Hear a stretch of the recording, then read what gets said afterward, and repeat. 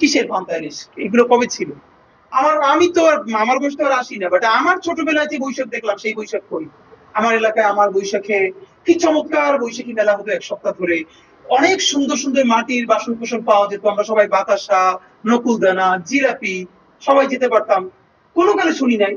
সেই থেকে এসে কর্পোরেট পান্তা ইলিশ হয়ে গেল। আপনি পান্তার ঐতিহ্যই তো আপনি নাই করে দিলেন। পান্তা কি কোনোদিন সকালে গরম ভাত রান্না করে পানি দিয়ে পান্তা ভাত খায়? বাঙালি কৃষক দুপুরে ভাত রান্না করতো, তারপর রাতে খেত, তারপর যেটা থাকতো পানি দিয়ে রাখতো, সকালে খেত। আপনি তার সাথে মকারি করে কি করতেছেন? সকালে গরম ভাত রান্না করে পানি দিয়ে তার মধ্যে আপনি পান্তা ভাত করে বেচতেছেন। দেখেন, আপনার যা ইচ্ছে খাইতে পারবেন, এটা আমার কোনো আপত্তি নেই। আপনি পান্তা ইলিশ খান, আপনার যা ইচ্ছে তাই খান। কিন্তু আপনি এটা যখন বাঙালি সংস্কৃতির নাম দিয়ে করবেন, এইটি হলো আমার আপত্তি। কারণ বাঙালি সংস্কৃতি হলো আপামর গণমানুষের সংস্কৃতি। তাহলে বাংলাদেশের আপামর গণসংস্কৃতি কে? বাড়িধারা, ধানমন্ডি, নাকি লক্ষ কোটি কৃষক?